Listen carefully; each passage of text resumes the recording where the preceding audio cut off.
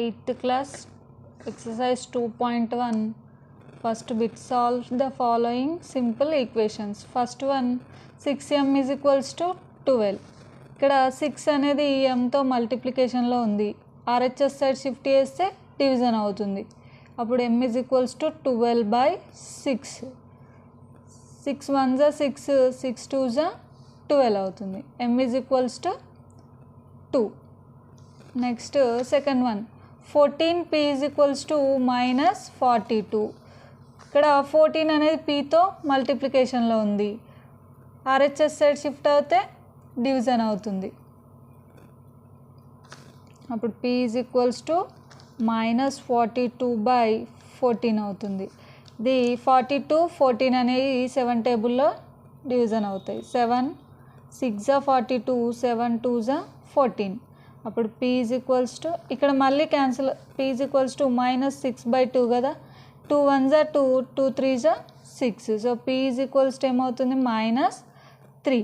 Next third one -5y is equals to 30. ఇక్కడ -5y 5 అనేది yతో మల్టిప్లికేషన్లో ఉంది. RHS సైడ్ షిఫ్ట్ అవుతే డివిజన్ అవుతుంది. అప్పుడు y is equals to 30/-5. y is equals to 5 1s 5, 5 6 30. ఏమవుతుంది ఇక్కడ మైనస్ ఉంది కదా. So -6. Next fourth one -2x is equals to -12. -2 అనేది ఎక్స్తో మల్టిప్లికేషన్లో ఉంది. ఇక్కడ షిఫ్ట్ అవుతే ఏమవుతుంది డివిజన్ అవుతుంది. అప్పుడు x is equals to -12/-2. ఈ మైనస్ క్యాన్సల్. 2 1s 2, 2 6 12. అప్పుడు x is equals to 6 is the answer. Next fifth one 34x is equals to -51. 34x is equals to -51.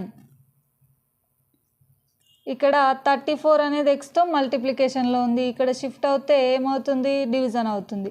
ఇప్పుడు x is equals to -51/34 అవుతుంది. 51 34 అనేవి 17 టేబుల్లో వస్తాయి. 17 3s 51, 17 2s 34. x is equals to -3/2. Next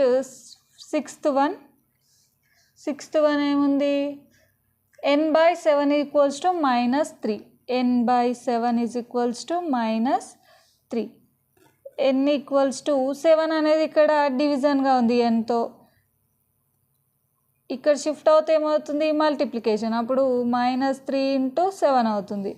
n is equals to 3 × 7 21 minus n is equals to -21.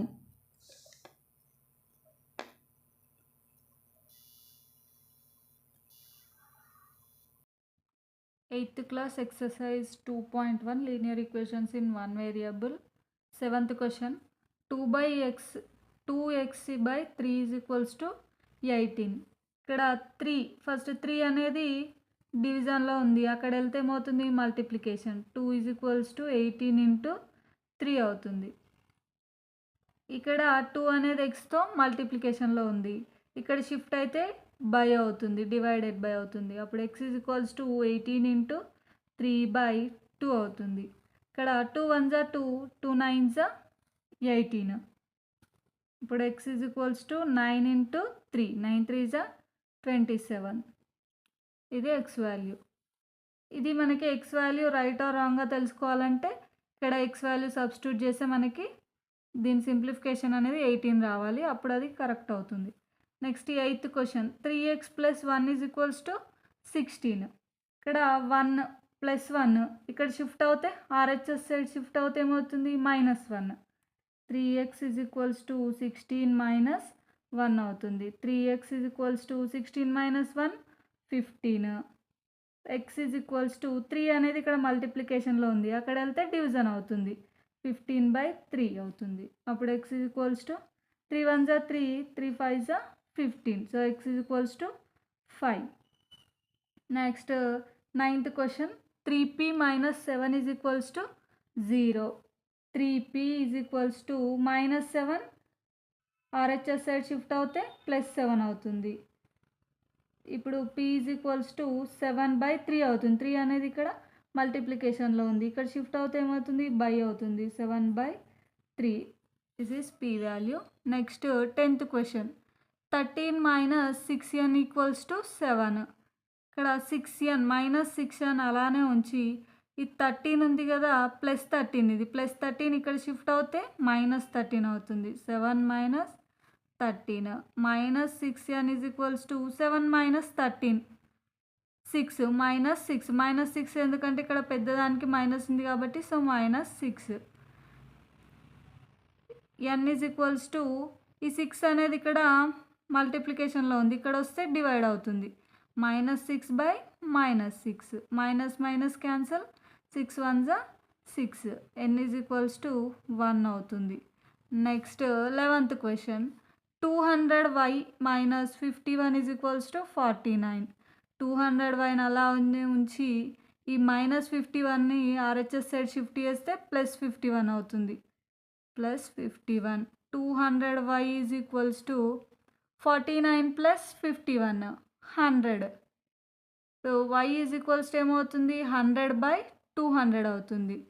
100/200 అంటే 0 0 0 0 cancel, y = 1/2 అవుతుంది.